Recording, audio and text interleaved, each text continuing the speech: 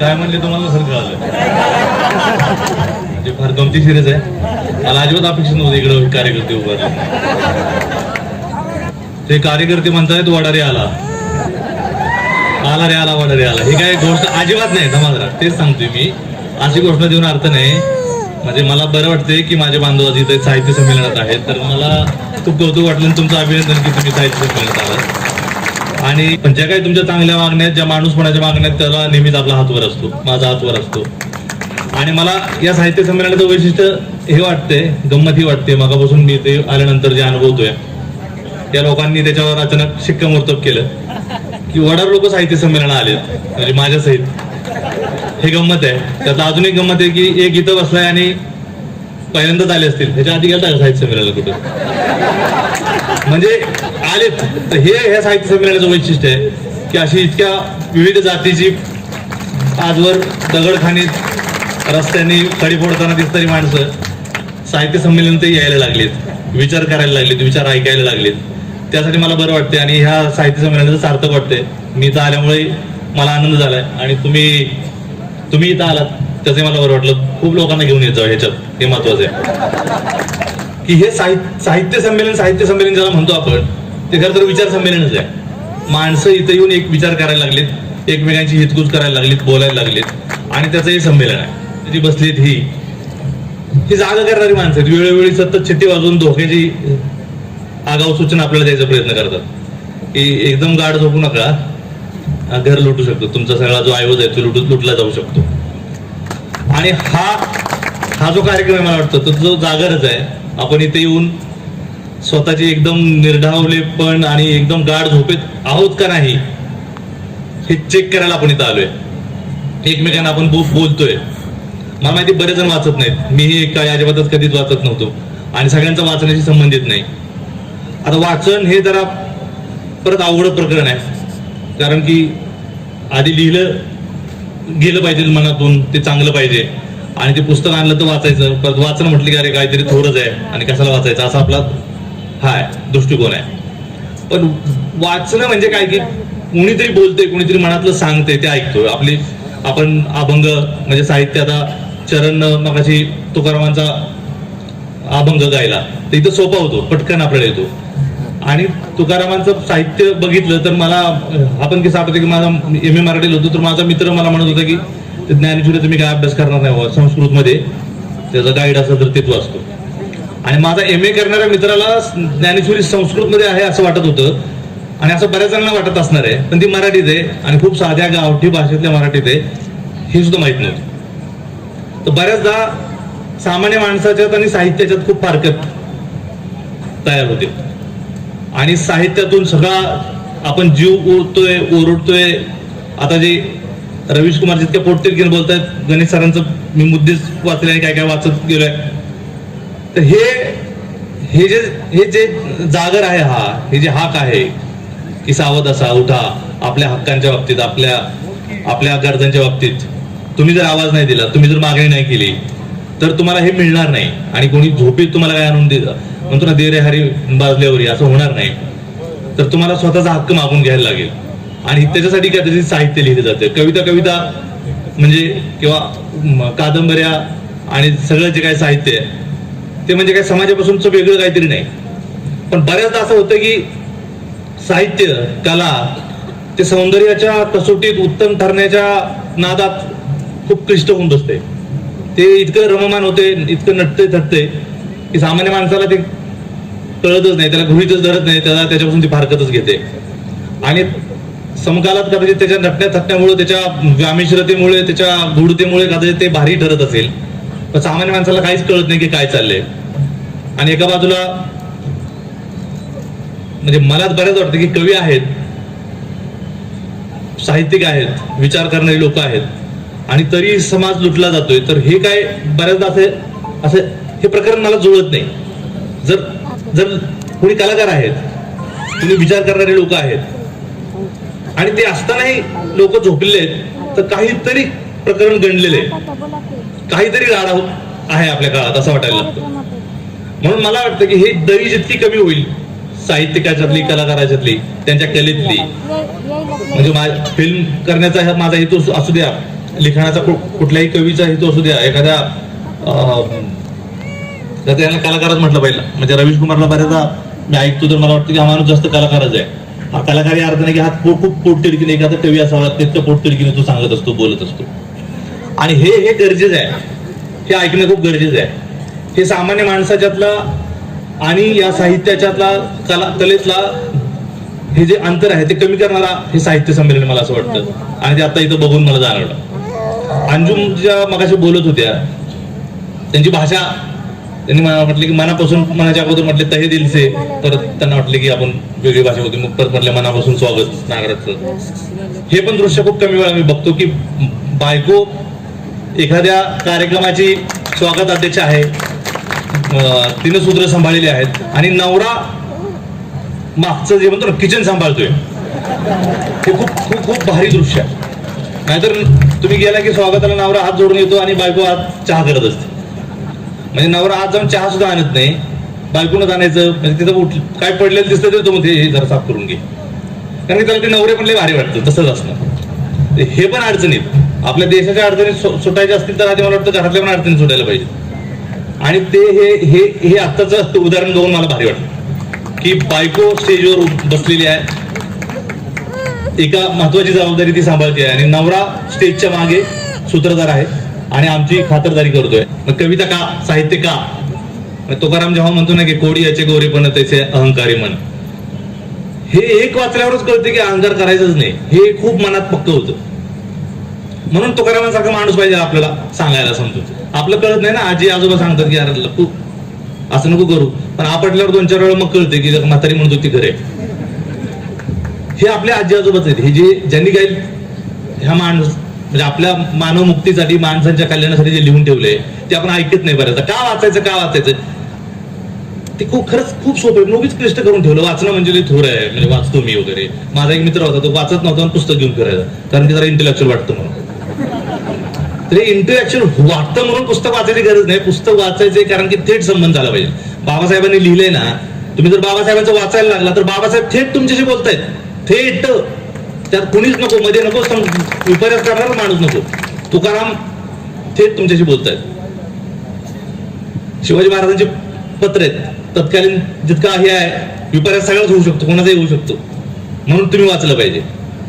आणि आपल्याला असते ना की आपल्याला माहित नाही, अगोदर निरक्षर माणसांना, आता एक उदगीरवरून लातूरला जायचं म्हणलं तर त्यांना माहित नाही, जायचं विचारायचं, ही एसटीच्या समोर जाऊन करायचं, ही एसटी कुठे चालली, मग त्याने सांगायचं. मग 4, 5, 10 एसटींकडे समोर जाऊन उभं राहायचं, किंवा 4 जणांना विचारायचं की लातूरला जातील कुठली एसटी, बरं ती एसटी थांबते की वेगळा जाते ते पण माहित नाही आपल्याला. म्हणजे इतकं करायचं उपद्योग. ह्याच्याऐवजी वाचायला लागलं, कोणाला विचारायची गरज नाही, थेट बसायचं, एसटीत जायचं निघून. हे कळलं म्हणून आता भरपूर, आता कोणीतरी क्वचितच माणसं असे साक्षर आहेत. तर मला त्या साक्षरता ही पण आहे की तुम्ही वाचलं पाहिजे. थेट तुम्ही सावित्रीबाईंचं तुम्ही वाचलं पाहिजे. आम्ही कशाला सांगायचं, बायका काय लय उपास तपास धरतील, पण सावित्रीबाईंचं आठवण नाहीत काढत, जिजाऊंची आठवण नाहीत काढत. मी मध्ये सावित्रीबाईंच्या जयंती दिवशी कसला तरी उपवास होता, तर एक मैत्रीण ती उपवास धरलेला, आणि मला आज सावित्रीबाईंची जयंती माहिती आहे का? नाही माहिती. सावित्रीबाईंमुळं तुम्ही आज फुल्यांमुळं शिकला आणि इथं आला. बाबासाहेबांनी मतदानाचा हक्क न मागता दिला म्हणून इथं आला. शिवाजी महाराजांनी कधीतरी ह्या महाराष्ट्राची, ह्या इतक्या जातीपातीच्या पुढे जाऊन एक जीवाने जगणाऱ्या सगळ्या महाराष्ट्राची मुहूर्तमेढ रोवली होती 300-400 वर्षापूर्वी. म्हणून आजही आपल्या हे जे ज्याला म्हणून आपण इतकी खिचडी असून, इतकी भेसळ असून, इतक्या वेगळ्या जातीपातीची भाषा बोलणारी लोक असून एका ह्याच्यावर आहेत, तरी महाराजांची कृपा आहे. ह्या सगळ्या माणसांना मला वाटतं आपण थेट बोललं पाहिजे, आपण थेट वाचलं पाहिजे. अशा साहित्य संमेलनातून मला तरी ही ऊर्जा मिळते. मी आता जाऊन पुस्तकं घेऊन आलो, मी आत्ताही विचारत होतो की मला पुस्तक घ्यायची, आणि मागं पहिल्यासारखं वाटतं. मी आता बऱ्याच जण माझे मित्र आहेत, मी सर पुढे बसलेत, गोंधळ सर आहेत, प्रतिभावटे आहेत, सरांचं पण कधी कधी फेसबुक चेक करतो. हे माणसं जे वाचतात ते फॉलो करतो. आपण वाचायला पाहिजे, आपण अपडेट राहायला पाहिजे. आणि मी जर वाचलं नाही, मी जर स्वतः समजून नाही घेतलं तर मला लई भीती वाटते की मी मागं पडलो पाहिजे. म्हणून ही जी माणसं आता इथं वडार आहेत, इथं सगळ्या जातीचे, कायकाडी लिंगायत आहेत, सगळ्या जातीची माणसं आहेत. म्हणजे आपल्या ह्याच्यात इतके थोर माणसं होऊन गेले पण आपण वाचत नाही, त्याला काय अर्थ नाही. स्वतः वाचलं पाहिजे, स्वतः शिकलं पाहिजे. शिक्षण हे सगळ्यात महत्वाचं आहे. बाबासाहेब म्हणलेत की वाघिणीचं दूध आहे, पण ते नाही प्यायचं.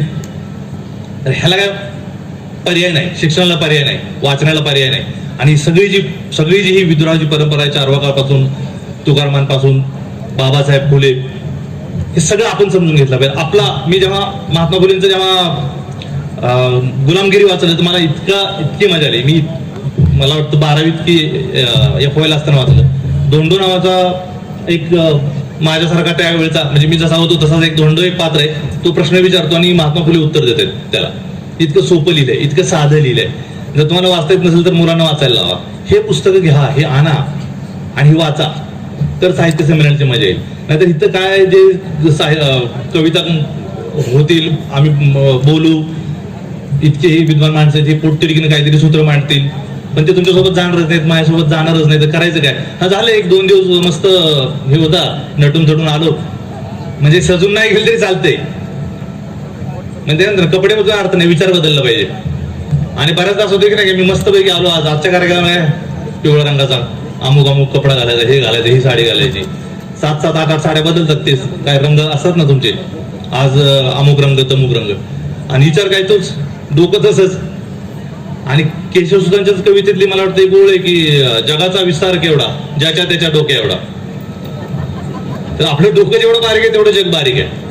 मेंदू तुमचा जितका, बाबासाहेबांचा प्रगाढ होता एवढा मोठा म्हणून त्यांना जग कळलं ना आपल्यासाठी त्यांनी काहीतरी केलं. शिवाजी महाराजांना एवढं मोठं स्वप्न दिसत होतं म्हणून त्यांनी आटकेपार महाराष्ट्राचा मराठी माणसाचा झेंडा लावला. बाबासाहेबांना हे सगळं कळत होतं म्हणून त्यांनी हे काम करून आपल्यासमोर ठेवलं. पण मला वाटतं आपण वाचलं पाहिजे ह्या साहित्य संमेलनातल्या ह्या स्टेजवरचा. आणि तुम्ही समोर बसला ह्यांचा ऑलरेडी मला वाटतं की हा दुरावा खूप कमी आहे, हे अंतर खूप कमी आहे. आणि हे मी तुमचं खरंच म्हणजे किती वर्ष मी विद्रोही साहित्य संमेलन, मला आता ताईने आठवण करून दिली की मी कविता वाचली होती. त्यावेळेस नुसती कविता वाचायची एक नाही, आपण लिहितो आणि आपण जाऊन वाचूया वगैरे, आणि तो अनुभव मजेशीर आहे, तुम्हाला सांगेन परत. पण मला काय कळत नव्हतं की हे साहित्य संमेलन ते साहित्य संमेलन आपण लिहिलंय, आपण जाऊन वाचू वगैरे असं तसं होतं.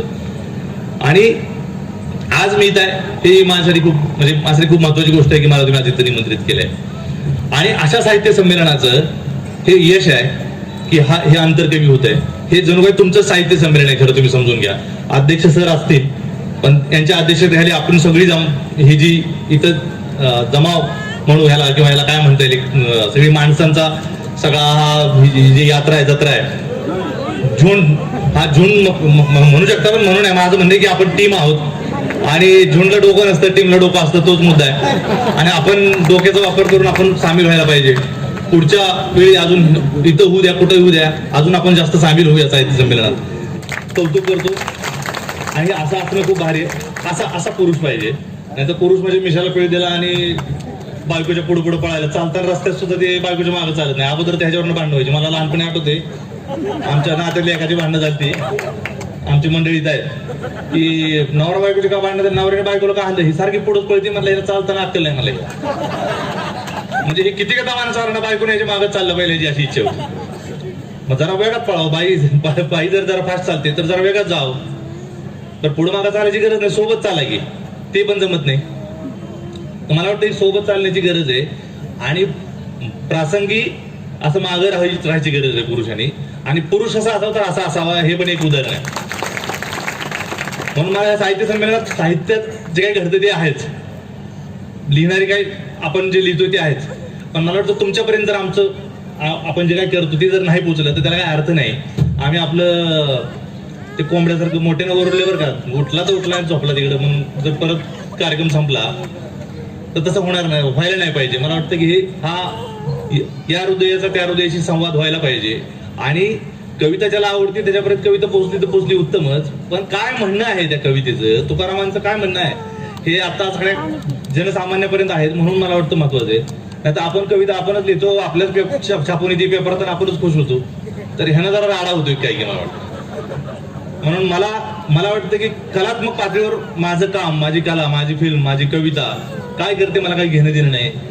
ती माणसाच्या जगण्यात उतरते की नाही, त्यांना ती आपली वाटते की नाही, त्यांच्या जगण्यात त्याचा काय उपयोग होतोय की नाही, हे मला फार महत्वाचं वाटतंय.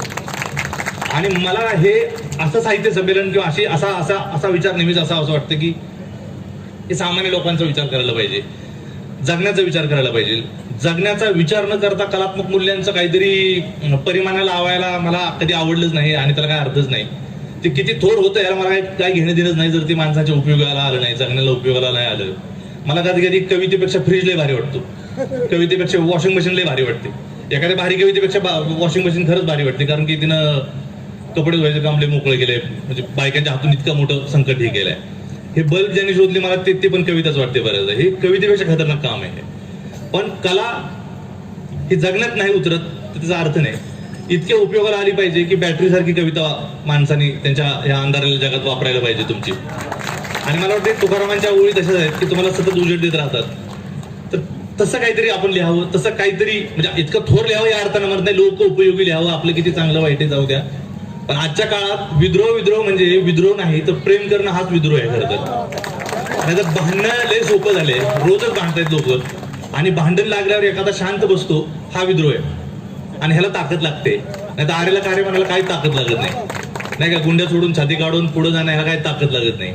मला बऱ्याचदा वाटतं की आता मी प्रतिमाजींचं पण असं म्हणजे पहिल्यांदा हे ऐकलं, एक जोश आला की भारी वाटतं महिलेचं. पण मला बऱ्याच वाटतं की तुमच्या इतकं शांत पुरुषाने व्हायची गरज आहे. तुम्ही पुरुषांसारखे होऊच नका असं, कारण की महिला इतक्या त्या आता म्हणले की आम्ही सोसणारे आहेत. अंजुमताईने तुम्ही दोघींनी हे सगळी मदार सांभाळलेली आहे आणि त्या म्हटलं की आम्हाला बायकांना माहिती कसं सोसायचं. तर मला हे फार महत्वाचं वाटतंय की हे नेहमी आपण प्रस्थापित आणि विस्थापित आणि नाही का उच्च वर्ग नीच वर्ग स्त्री पुरुष ह्या सगळ्या लढाई करतो. पण मला ह्यात सगळ्यात आजच्या काळात मला जास्त महत्वाची वाटते स्त्री आणि पुरुषाचं जे काय आहे. कारण की स्त्रीकडे तसे संयमाचे प्रेमाचे जास्त गुण आहेत, आत्ताही शिल्लक आहेत, बाकी आहेत. आणि पुरुषाच्या भांडणात क्वचित एखादी स्त्री तेवढ्याच हिरीने उतरते, नाहीतर ती त्याला समजून सांगत असते की कशाला भांडतो म्हणून. नाहीतर बऱ्याचदा पुरुषच कारभार करतो. आणि मी मागावर म्हटलोय भांडणाची खूप पुरुषाला असते, पण नाव परत बाईचं घ्यायचं ह्याच्यामुळे भांडण झाले म्हणून. म्हणजे महाभारत कोणामुळे घडलं? द्रौपदीमुळे घडलं. म्हणजे ह्यांचं काहीच नव्हतं त्याच्यात, हे आधी काहीच करत नव्हते तिथं, भांडण ह्याच्यामुळे झालं.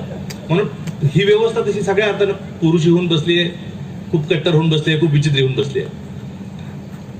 विस्पुते सरांनी एक त्यात मुद्दा लिहिला की आपण आपल्यावर सर्व्हिलन्स सुरू आहे, आपण आपल्याला बघितलं जाते, सतत आपल्यावर वॉच ठेवला जातोय. तुम्हाला हे सगळ्यांना माहिती की नाही काय की आपला मोबाईल आपला ऐकतोय, तुम्हाला माहिती का? तुम्हाला माहित म्हणजे बऱ्याच जणांना माहित असेल. आता जे बोलतोय ना आपण, तुम्ही जे बोलताय ते पण मोबाईल ऐकतोय म्हणजे ऐकतोय. तुम्ही गुगल सर्च करता ना, गुगल सर्च, ते गुगल सर्च करायची गरज नाही. तुम्ही गप्पा मारले की तुम्ही गुगल उघडले की पहिल्यांदा ते गुगल तुम्हाला दाखवते, कारण की तुम्ही आता बोलला होता मित्राशी. म्हणजे इतक्या प्रमाणात आपल्यावर देखरेख सुरू आहे. आता माणूस म्हणजे एक मोबाईल झालाय, त्या मोबाईलला ट्रॅक केले की माणूस सापडला. आणि त्या मोबाईल म्हणजे आपल्याकडं जसं नळाची पाईपलाईन असते ना, आता हे कार्पोरेटर आहेत तुमच्या उदगीर मधून, जर इथून नळाची पाईपलाईन गेली सगळ्याच्या घरात आणि मी ज्या पाईप जे मेन टाकी आहे त्याच्यात जर मिठाचं पोतं टाकून दिलं तर सगळ्याच्या पोटात मीठ जाणार. तसं मोबाईलच्या माध्यमातून मला वाटतं हे जे विष आहे ते सहज पेरू शकतो. एक व्हॉट्सअप, एक काहीतरी पोस्ट टाकली की पटकन सगळ्यांच्या डोक्यात जाऊन भिंती आहे. आणि माणसं बिघडवणं, माणसांचे माथे भडकवणं एकदम सोपं झाले. आणि माणसं तेच म्हणते वाचायला, म्हणजे थेट तुकारामाशी माझा संबंध पाहिजे. आता इथं जे पुस्तकांची प्रदर्शनी आहे, तर माझी विनंती तुम्हाला की घ्या. काल पुस्तक दिन होता वाटतं, काल का परवा. आता हे पुस्तक दिन वगैरे कशाला करतो त्यातून काही गणित कळत नाही. इतके असतात, rose day, Valentine day, Father's day, Mother day, सगळे डे आहेत. पण पुस्तक खूपच महत्वाचे. पुस्तक डे हा रोजच असायला पाहिजे असं मला वाटतं, की पुस्तकं वाचली पाहिजेत. आणि तुम्ही साहित्य संमेलन करताय, मी सगळ्यांना जाऊन, आता मी मुंबईत खूप इम्प्रेस झालो. नवी मुंबईत एक स्मारक त्यांनी उभं केलं बाबासाहेबांच्या नावानं, आणि तिथं बाबासाहेबांचा पुतळा बिलकुल नाहीये. म्हणजे बाबासाहेबांचं स्मारक आहे आणि बाबासाहेबांचा पुतळा नाही, हे पहिल्यांदा मला बघायला भेटलं आणि मला फार आनंद वाटला. नाहीतर पुतळा उभा करायचा, हात जोडायचे, निघून जायचं. आणि आपलं तेवढंच आहे, आपलं देणं काय लागतं तर हात जोडायचे, बाकीचा विचार काय करायचे. बाबासाहेब जय भीम म्हणले की संपला विषय, काय आपण झालं, आपलं काम झालं. पण जय भीम म्हणताना किती जबाबदारी येते ते पण लय महत्वाचं आहे. आपण बाबासाहेबांचं जेव्हा नाव सांगतो तेव्हा मला वाटतं की प्रेमाचा वारसा आपल्याकडे, बुद्धांचं जेव्हा नाव सांगतो तेव्हा करुणेचा वारसा आपल्याकडे. आणि जो अत्यंत कारुण्यपूर्ण माणूस आहे, करुणेनं वागतो, त्यानं स्वतःला बुद्ध म्हणून घ्यावं. त्यांना शिवाजी महाराजांचं नाव घ्यावं की ज्यांना प्रजेची काळजी करता येईल. पण आता तसं आपण राहत नाही. आपण आपल्याच मार्गाने जातो, पण आपल्याला सोयीसाठी सगळे महापुरुषांचे फोटो लागतात. मला ह्याची फार म्हणजे बऱ्याचदा चिंता वाटते आणि खंतही वाटते. पण आनंद असा वाटतो की आत्ताही लोक साहित्य संमेलनाला जमतायत, हे मला असं वाटलं नव्हतं. नाहीतर ऑनलाईन सगळेच म्हणले असते तुम्ही करा, व्हॉट्सअपला पाठवून द्या, आम्ही बघतो. पण तुम्ही इथं आलायत म्हणजे काहीतरी तुम्हाला, काहीतरी मला माहित नाही, काहीतरी गोष्ट असेल की तुम्हाला इथं घेऊन आली आहे. कुठलंही साहित्य संमेलन असेल. आणि उदगीरमध्ये तर आता 2-2 साहित्य संमेलन होत आहेत. तर मला वाटतं खूप मोठा म्हणजे अचानक महापूर आलाय पुस्तकांचा, विचारांचा, ह्याचा. तरी जितकं शक्य तितकं भरायला पाहिजे. चांगलं वाईट स्वतःला कळायला पाहिजे. विवेकाचा काहीतरी एक पायाभरणी आपली आपण करायला पाहिजे. आणि मला बऱ्याचदा होतं की अगोदर होतो, जरा लहान होतो त्यावेळेस काय सगळं एवढीच खुमखुमी होती की चला काय झालं, कोण मला काय बोललं की चल रे जरा बघून मारायला जाऊ त्याला. आणि मग आपल्या जवळची जातीतली मित्र वगैरे घेऊन जायचं आणि मारायचं. मला बऱ्याचदा वाटतं की खरं कुठं घेऊन जायचंय, काय करायचंय, तर तुम्ही काहीतरी प्रेमाचं करा, वाचायला जा, काहीतरी शांतीचं करा. समूहानं जमून अशी इतकी माणसं काहीतरी साहित्य संमेलन करतात, ही खरंच आजच्या काळातली एक युनिक गोष्ट आहे. आणि मला खूप खूप मनापासून वाटतंय की विद्रोह ज्याला म्हणतो ना, विद्रोह शब्द ऐकला की काहीतरी निगेटिव्ह वाटतंय. काहीतरी वाटतंय की आता रागानं द्वेषानं दगडफेक करायची आहे, कोणाला तरी नाही का कोणाचा तरी निषेधच करायचा आहे. मला नाही वाटत. मला वाटतं खरा विद्रोह आजच्या काळात फक्त प्रेम करणे. मी प्रेम करतो, तू काही कर, तू द्वेष कर, तू दगड मार, मी प्रेम करतो, असं म्हणणंच विद्रोहाचं काम आहे. कारण की आता विद्रोहाचे म्हणजे इतक्या अशा विध्वंसक वातावरणात विद्रोहाची व्याख्या काय करायची, कारण त्यातच मिसळून जाऊ आपण मोठ्या घोषणा, सगळेच घोषणा. मी कधीतरी ऐकलं होतं कुठल्या तरी पुराणात की एका राजाच्या विरोधात मोर्चा काढला होता, तर तो राजाच त्याच्या विरोधात होता. तर तसं आज तुम्हालाच कळत नाही की तुम्ही कुठल्या बाजूने हे करायचं. आणि आज म्हणजे खूप संभ्रम निर्माण झालाय. मला एक कविता आठवते, लाल रोशनी न होने का अंधेरा नीली रोशनी न होने के अंधेरे से अलग होता है. लाल रोशनी न होने का अंधेरा नीली रोशनी न होने के अंधेरे से अलग होता है. इसी तरह अंधेरा अंधेरे से अलग होता है. अंधेरे को दोस्त बना लेना आसान है. अंधेरे को दोस्त बना लेना आसान है. उसे अपने पक्ष में भी किया जा सकता है. सिर्फ उस पर भरोसा नहीं किया जा सकता. भरोसा रोशनी पर तो हरगिज नहीं. अंधारावर नाही ठेवू शकत, पण उजेडावर तर अजिबात नाही. भरोसा रोशनी पर तो हरगिज नहीं. हरी चीजें लाल रोशनी में काली नजर आती है. भरोसा रोशनी पर तो हरगिज नहीं. हरी चीजें लाल रोशनी में काली नजर आती हैं. दरअसल चीजें खुद कुछ कम शातिर नहीं होती. दरअसल हे सगळं सायन्स है. दरअसल चीजें खुद कुछ कम शातिर नहीं होती. वे उन रंगों की नहीं दिखती जिन्हें वो सौंक लेती है, बल्कि उन रंगों की दिखती है जिन्हें लौटा रही होती है. वे हमेशा अपने अस्वीकृति का रंग दिखाती है. औरों की क्या कहूं, औरों की क्या कहूं. मेरी बाईं आंख ही देखती है कुछ और, दाईं कुछ और देखती है. बायां पांव जाता है कहीं और, दाया कहीं और जाता है. पास आओ दोस्त, अलग करे सन्नाटे को सन्नाटे से, अंधेरे को अंधेरे से. एक व्यक्ति बैठ गया था. व्यक्ति को मैं नहीं जानता था, हताशा को जानता था. मैं उस व्यक्ति के पास गया, मैंने हाथ बढ़ाया, मेरा हाथ पकड़कर वह खड़ा हुआ. वह मुझे नहीं जानता था, वह मुझे नहीं जानता था, मेरे हाथ बढ़ाने को जानता था, मेरे हाथ बढ़ाने को जानता था. हम दोनों साथ चले, दोनों एक दूसरे को जानते नहीं थे. हम दोनों साथ चले, दोनों एक दूसरे को नहीं जानते थे.